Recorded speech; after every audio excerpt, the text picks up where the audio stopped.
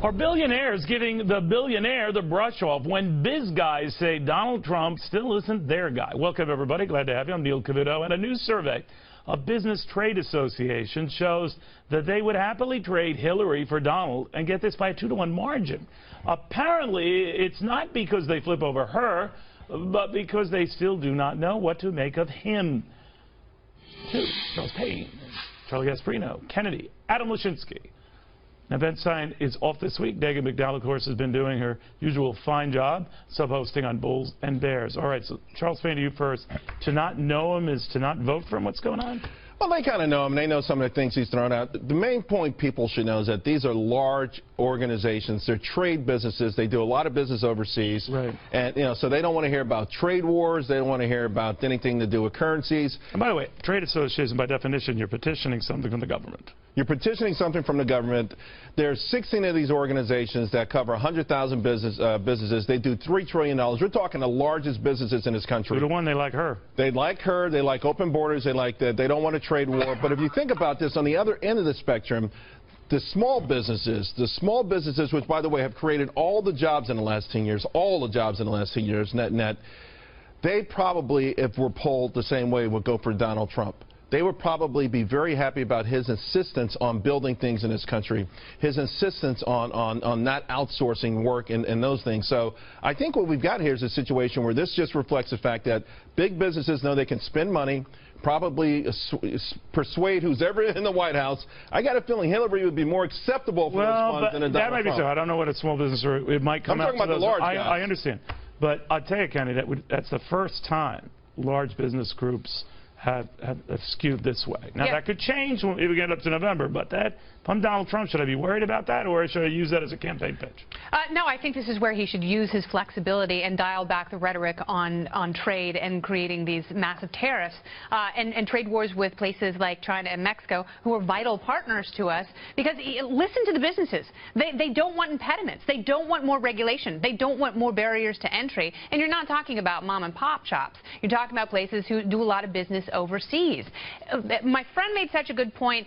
Step back before the election, before Donald Trump announced he was running. What kind of president would you think he would be? What would be his main issue? And it would be something like this, creating an economic environment for businesses to flourish. So, well, we do see a survey of our own Fox survey that show on the economy he leads Hillary Clinton. Average people. So you can also say, as we show this and all, that economic growth under this president, the slowest we've seen under post-World War II presidents. So there does seem to be some wind at his back in that regard. Yeah, I think for him it's better to have the big businesses against him, the crony capitalists. This is easier to run against. I'm not for a trade war, by the way. I think Donald's bigger problem, aside from big businesses, is not having a coherent economic message. When you're all over the place on taxes, when you're all over the place on whether you're going to renegotiate the debt or refinance it. By the way, refinancing the debt is nothing new. I don't know why he even brought that up, but he definitely said renegotiated. That's going to get anybody with an economic pulse scared. And I'll tell you one other thing.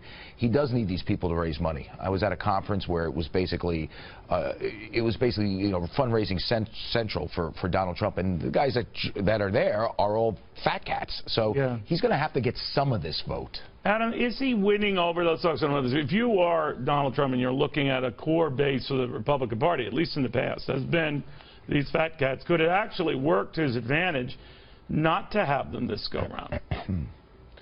I think it would work to his advantage with the voters, as you were suggesting, Neil. It won't work to his advantage in fundraising, as Charlie says. And I think the more important thing is this group of people that was surveyed, there is nothing about Hillary Clinton's economic policies that they like. There's only one thing about her that they like, and that she's not nuts. You know, they think that she will.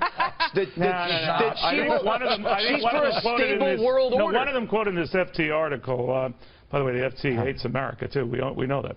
But one of them said, I'm kidding, to make the point, she seems malleable. In other words, that they could work with her. They feel that they could. Now, I don't know if that's true, but what do you make of that?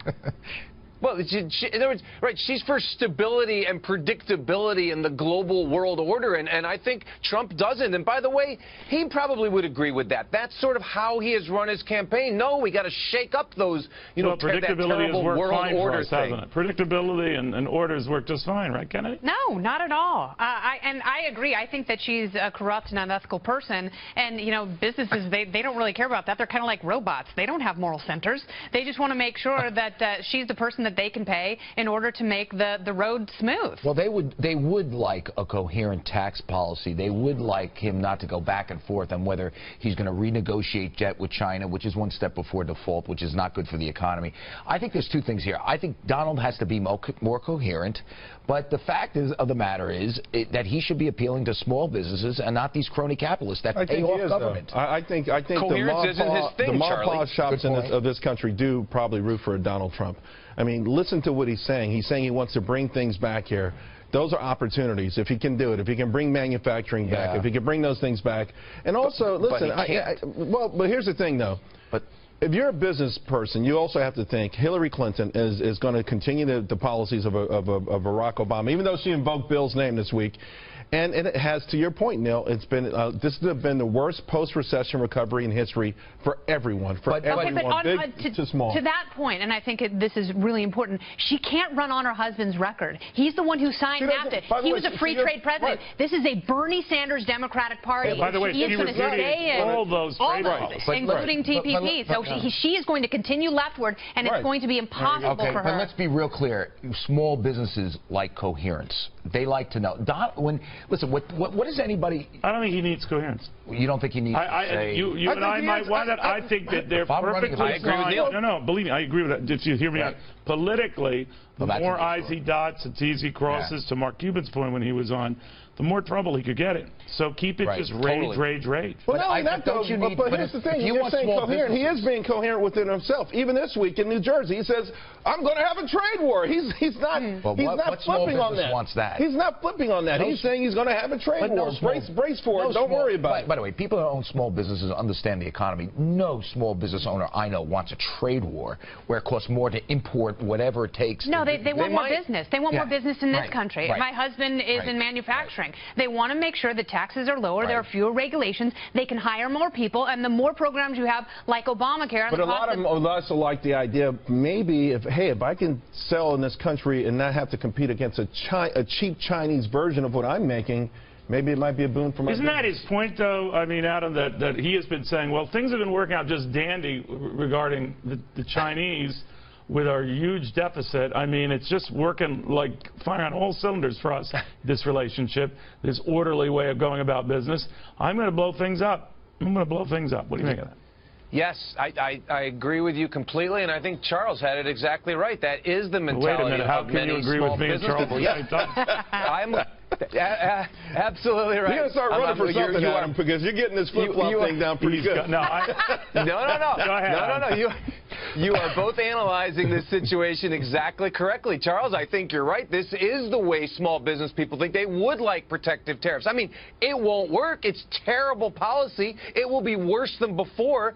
But you are right, I think, about what these voters think. Adam, some small businesses. I just don't think it's a universal sentiment among people that own small businesses. But Charles is more right here than you are, I think. No, but I'm just saying it's not a universal sentiment. They know. By the way, small businesses do sell stuff overseas. I mean, they don't want the borders closed. And those same people, Charlie, it's been fascinating. They're those same people who have succeeded in selling overseas have then told reporters, but you know what? I'm for Trump because I'm tired of these people screwing us. Well, they are screwing us, though. I mean, if there's one thing that Donald has right. Charlie. Really? Okay. Don't find the alternative word. Don't. That's a term of art.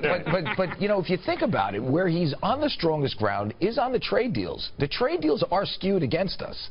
It's the notion of a trade war that makes no sense. And he should make an ad out of that survey. Yeah. To your earlier point. All right, in the meantime, a week before